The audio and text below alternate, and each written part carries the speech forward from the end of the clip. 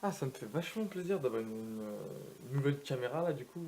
Du coup, voyons voir la montagne de comics que j'ai rattrapée pour mon émission. Ah, ouais. Ah, d'accord. Bah, au boulot.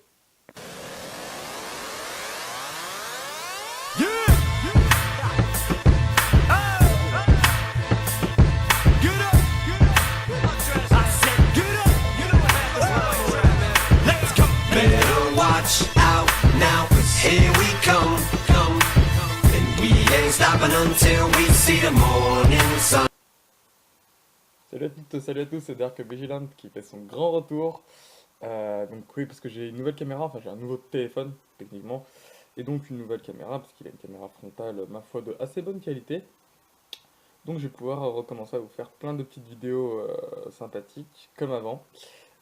Donc durant mes vacances, entre guillemets, parce que mes caméras m'avaient lâché, donc 7 mois, oui, ça commence à faire une grande pause, ouais, je confirme de grandes vacances. C'est pour cette raison que cet été, Dark Vigilant ne prend pas de vacances et vous fera des comics summer, des émissions spéciales, enfin j'ai plein de projets. Donc ça va être cool, on va passer de bonnes vacances. Et on commence tout de suite ces projets par les sélections de l'été de ce début du mois de juillet. Alors j'ai sélectionné pour vous 5 titres. Je ne parle pas volontairement de Forever Evil en ce début de mois, je parlerai plus tard. Vous comprendrez pourquoi. Alors on commence avec Iron Man, donc sorti le 1er juillet 2014, ça vaut 4,80€. Ça contient les épisodes 2 et 3 de Iron Man Hyper Velocity, 15 de Fantastic Four, 9 de Gardiens de la Galaxie et 4 de Avenger Artificial Intelligence. Alors, un seul gros chapitre est à retenir dans ce numéro, plus que les autres, c'est le tie-in à Gardien de la Galaxie, à Infinity, le tie-in des Gardiens de la Galaxie, qui est tie-in de Infinity, c'est français comme ça, parce que voilà, bah, je le trouve excellent, tout simplement, il est très joli, même si je trouve que bon, bah, c'est dommage que Gardien de la Galaxie quitte son intrigue principale.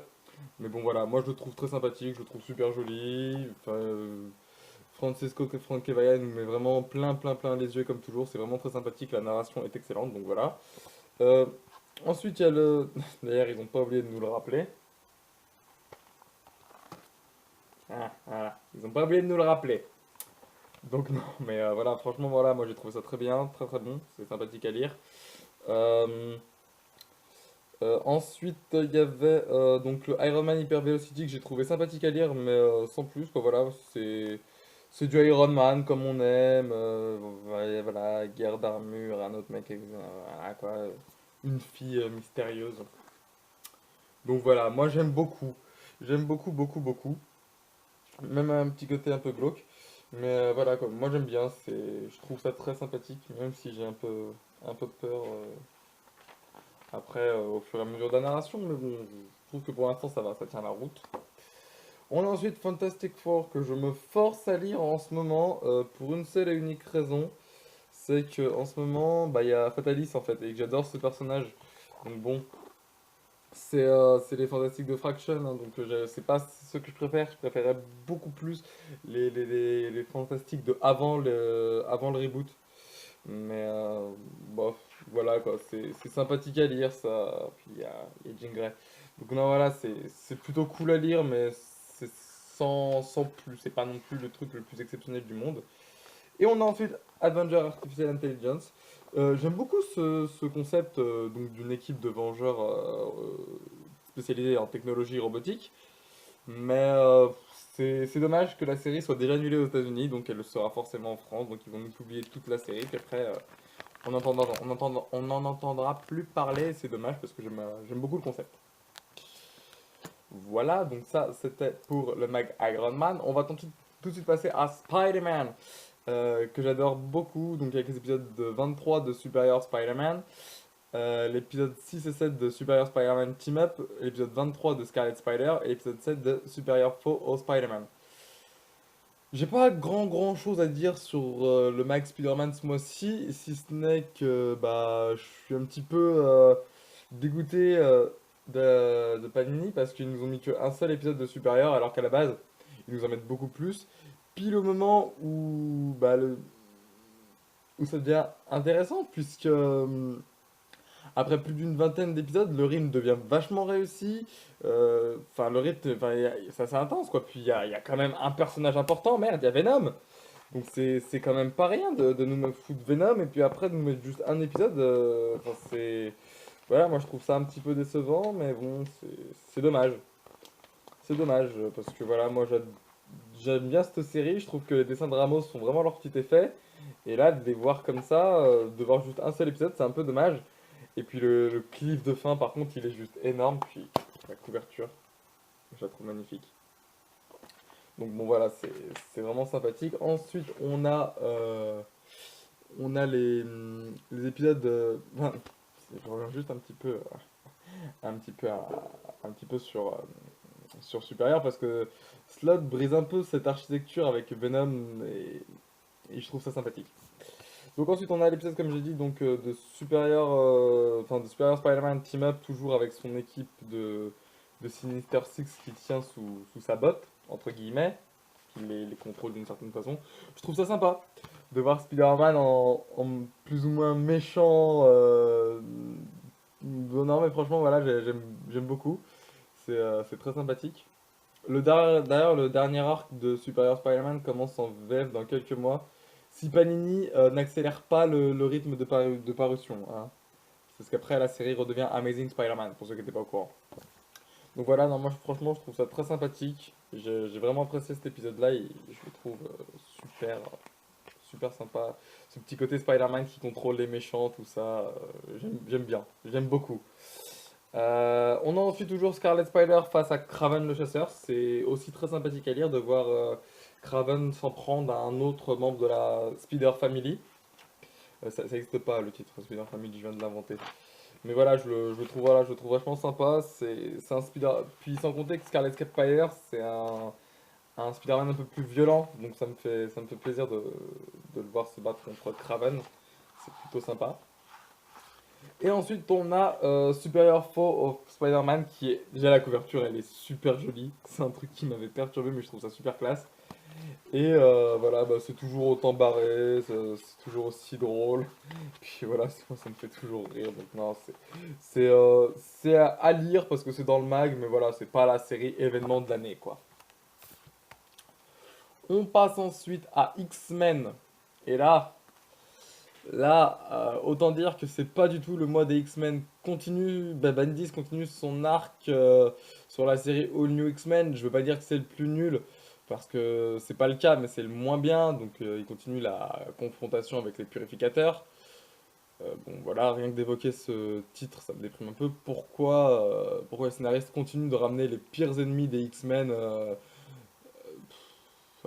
voilà quoi, pourquoi ça nous ramène pas des mecs comme Sébastien Shaw, le Fléau, le Club de Davé, les Sentinelles, les Broad, Mister Sinistre, Apocalypse, enfin des mecs bien quoi. Donc bon, c'est un peu dommage quoi, les purificateurs, ouais bref, c'est bien mais c'est sans plus. C'est vraiment sans plus, ça a pas d'intérêt quoi. Donc bon, moi je trouve ça un peu dommage. On pourrait nous mettre des trucs un peu plus sympathiques, ouais un peu plus sympathiques quoi à lire parce que bon, purificateur. Voilà quoi, merde. Ensuite, depuis Cassandra Nova, fait par Grant Morrison, c'était très sympathique. C'était un bon ennemi assez charismatique inventé pour les X-Men. Bah là, non. Non, on nous ramène des gars un peu pourris. Pourquoi? Pourquoi vous faites ça, quoi? Par contre, à l'épisode de Amazing X-Men qui, à mon sens, c'est très sympathique. Le rythme de l'intrigue est sympa, mais je pense qu'il aurait été plus impactant s'il avait été réduit à 4 parties, à mon sens. Mais bon, c'est comme tout le temps, hein, les X-Men. Ils aiment bien tirer sur la corde des premiers arcs pour te faire durer. Je sais pas pourquoi ils font ça, mais ils adorent. Donc bon, voilà. Et par contre, on bout de Cable X-Force, là, je vais arrêter les conneries. Là. Enlevez cette série, je vous en supplie. Enlevez cette série et mettez-nous l'autre, là, Uncanny X-Men, qui est super et qui en plus est de lien avec comment il s'appelle? Avec All New X-Men. Ah, parce que voilà, là je sais pas ce qu'ils font, mais les X-Men en ce moment c'est pas ça. C'est pas ça du tout. Là, pour l'instant, à part. Puis ils nous refoutent encore du A plus X, faut qu'ils arrêtent avec ça, parce que c'est bon, ça arrête les conneries. Donc, oui, je l'ai pas dit, mais il y a l'épisode 20 de All New X-Men, 3 de Amazing X-Men, 17 de Cable X-Force, 13 et 14 de A plus X, et c'est tout. Voilà. Donc, non, voilà. Moi, je trouve ça décevant, et je pense que les X-Men pourraient mieux faire. Pourraient beaucoup mieux faire. Comme les premiers arcs qui étaient monstrueux. Voilà, mais ça, c'est mon avis personnel. On passe chez DC Comics cette fois-ci. Et Justice League numéro 9, il y aura le numéro 10 qui sort le 25 juillet, je crois. Et là, ça y est, on y est. Forever Evil. Enfin, donc content. Non, franchement, content. Notamment dans les. Je l'ai pas dit, mais évidemment, ça contient les épisodes 24 de Justice League, 8 de Justice League of America. On a un épisode de la Suicide Squad qui est sympathique, 24 de Flash et 24 de Green Arrow. Et puis voilà, rien de nous avoir mis Suicide Squad, je suis content. Je suis content parce que c'est une série que j'avais pas spécialement l'habitude de lire, puis ça me fait intervenir deux de mes personnages préférés, à savoir Harley et Deadshot, que j'adore tout particulièrement. Non mais voilà, moi je trouve ça super cool, notamment dans les deux séries Justice League et plus Suicide Squad qui se retrouvent dans le mag à cette occasion. Voilà, c'est énorme. Moi j'adore. À noter que bah, la série Justice League of America perd un peu de comment dire, perd un peu de son attrait depuis le départ de Geoff Johns sur la série. Faut savoir que c'est plus lui le showrunner. Mais c'est Matt Kind, donc voilà, c'est bien, il y a de très jolis dessins, par contre des dessins qui claquent des fesses, pour pas dire autre chose. Mais voilà quoi, moi je le trouve énorme. C'est très très très très très sympathique à lire. De toute évidence, Kind a, a eu très peu de marge de manœuvre pour faire ce qu'il voulait faire sans trop toucher aux menaces principales bah, qui étaient réservées à Geoff Johns. Mais il a pu quand même, on sent qu'il a pu manier son petit scénario quand même, et voilà, ça fait plaisir. Euh, donc non, franchement, je suis assez satisfait du résultat. Et Justice League, putain, c'est toujours aussi excellent. J'adore. Franchement, c'est une série que j'adore. On nous conte les origines de Ultraman, qui sont, mais, qui sont excellentes. Excellent, quoi. Voilà, moi j'adore. Puis ce petit combat là avec Black Adam. Je sens que cette page devrait faire plaisir à un certain Blue Lantern Silfang. Donc voilà quoi, moi franchement j'adore ces trois premières séries là, donc Justice League, Suicide Squad et Justice League of America, voilà, je les ai trouvés très très très très sympathiques à lire. Dans le Green Arrow de l'émir, on nous ramène le Comte Vertigo pour un épisode en somme assez classique. De manière assez surprenante, l'émir connaît une petite baisse de forme sur cet épisode. J'avais trouvé ça un petit peu dommage, mais bon, c'est sympathique. Heureusement, ça va très très très très très vite repartir et très très bien se remettre en forme avec Outsider War.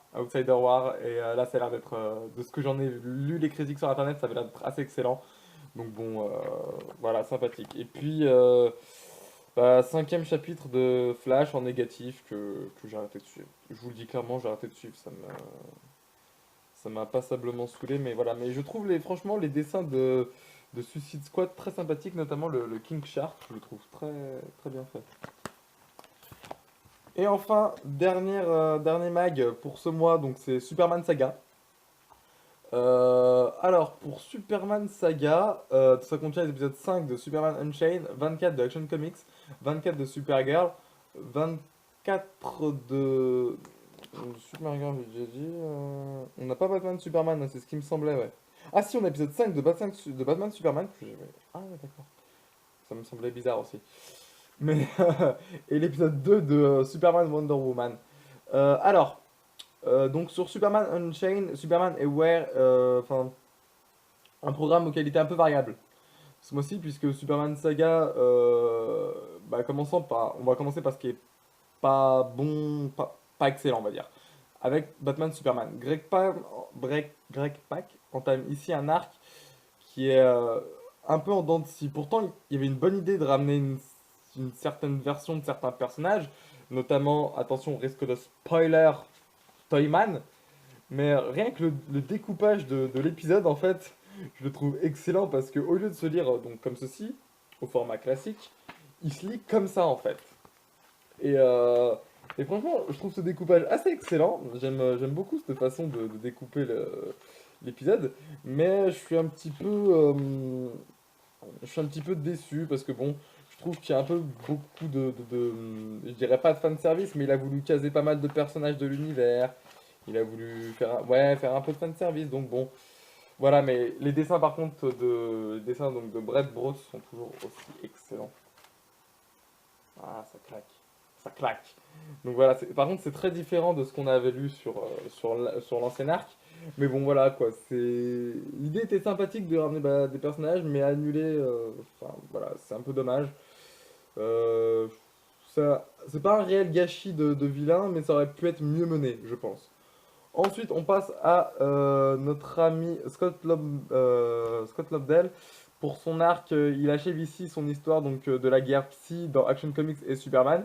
Une histoire qui aura des répercussions assez importantes sur le personnage et sur les personnages qui entourent le Clark Kent, donc Superman. Donc voilà, il y avait à lire notamment l'annual publié quelques mois écrit par Lobdell. Et il est important de noter qu'il s'agit du dernier épisode de Scott Lobdell sur Action Comics. Il restera encore sur Superman pour quelques mois avant l'arrivée de Joel Jones au numéro 32 et dessiné par John Romita Jr. que je peux pas me blairer. Mais ça c'est personnel. Voilà, donc non mais voilà, c'est un petit peu décevant je trouve, mais parce que pourtant il y a des dessins qui claquent là. Les dessins ils sont super jolis. Et de savoir que Romita va intervenir, ça me fait un peu mal quoi. Mais ça c'est bon voilà. Voilà. Après, on enchaîne avec du très bon, donc Superman Unchained et Wonder Woman Superman. Donc on continue sur l'association Superman Wraith qui continue à faire des étincelles. La série monte vraiment en puissance, c'est vraiment génial. Le tandem des deux marche très très bien, c'est excellent. Puis voilà, moi j'adore les dessins, quoi. Les dessins ils sont géniaux, ils sont monstrueux, quoi. Regardez-moi ces planches et dites-moi que c'est pas joli, quoi. C'est peut-être depuis que je travaille vu que j'ai fait mes stages en librairie, j'ai un point importance, je tiens une importance au dessin que j'avais pas avant. Mais voilà quoi, maintenant je sais que c'est un point que je regarde vachement et puis c'est énorme quoi. Puis non, franchement, le scénario est vraiment bon, la série monte vraiment en puissance comme je l'ai dit, ça te permet vraiment de redécoller, sans mauvais jeu de mots. Donc non, de redécoller c'est vraiment pas mal quoi. Ça comble un peu les retards constants de Jim Lee, mais Jim Lee en même temps, le mec il fait des planches de ouf, c'est normal qu'il soit un petit peu en retard. C'est un peu un perfectionniste le gars quand même, hein. Et on finit avec Superman Wonder Woman et le retour d'un super vilain que j'adore particulièrement, puisqu'il s'agit de Doomsday. Doomsday qui a tué Superman. Doomsday, vilain que j'adore. Je vous montre ça tout de suite. Pour vous montrer à quel point j'adore le personnage, quoi. Donc voilà, non, franchement, Doomsday, c'est vraiment un personnage que j'adore.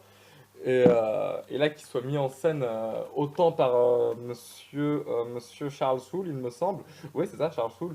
Et qui met une tollée monumentale à Wonder Woman, qui est maintenant la nana de Superman. Donc voilà, moi, franchement, je trouve ça très sympathique. Puis on nous ramène plein d'autres personnages de l'univers de Wonder Woman. Puis on nous ramène un méchant en fin d'épisode qui claque.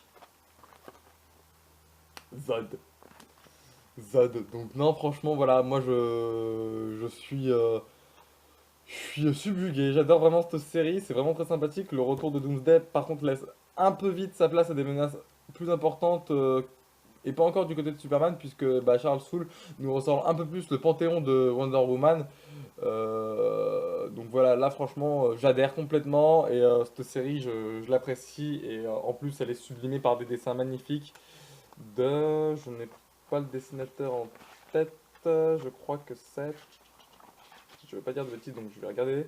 C'est Tony S. Daniel, oui, forcément. Il a le même style que sur Detective Comics. Donc, non, franchement, voilà, c'est juste excellent, c'est magnifique. Je ne peux que vous conseiller cette série. Quant à moi, je vous donne rendez-vous à bientôt pour une prochaine vidéo. Salut!